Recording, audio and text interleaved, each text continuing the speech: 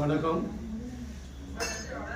நமது வாலாஜா தலைமை அரசு மருத்துவமனை அருகில் மேம்பால பணிகள் மிகவும் மெத்தனமாக நடந்து கொண்டிருக்கிறது.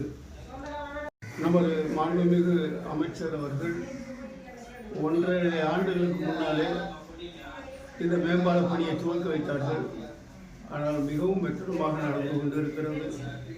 இந்த நிலையில் நோயாளிகள் அந்த பேருந்து நிறுத்தத்தில் கீழே உட்கார்ந்து கொண்டு மழையிலும் வெயிலிலும் மிகவும் சிரமப்படும் நோயாளிகளின் பயன்பாட்டுக்கு கொண்டு வர வேண்டும். அதேபோல தற்காலிகமாக ஒரு நிழற்கடை அமைத்து அந்த இடத்தில் நோயாளிகள் பேருந்து நிலைய நிறுத்தம் உள்ளதால் மிகவும் சிரமப்படுகிறார்கள். வெயிலிலும் மழையிலும் அவர்களின் நலனை கருத்தில் கொண்டு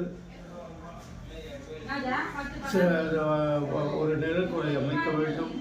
அதே போல வாகனங்கள் வெகு வேகமாக அந்த ரோடை கடப்பதால் அங்கே நிறைய பாதிப்புகள், விபத்துகள் ஏற்படுகிற வாய்ப்பு இருக்கிறது. நோயாளிகள் இந்த மருத்துவமனையிலிருந்து எதிரில் உள்ள மருத்துவமனைக்கு செல்வதற்கு மிகவும் சிரமப்படுகிறார்கள்.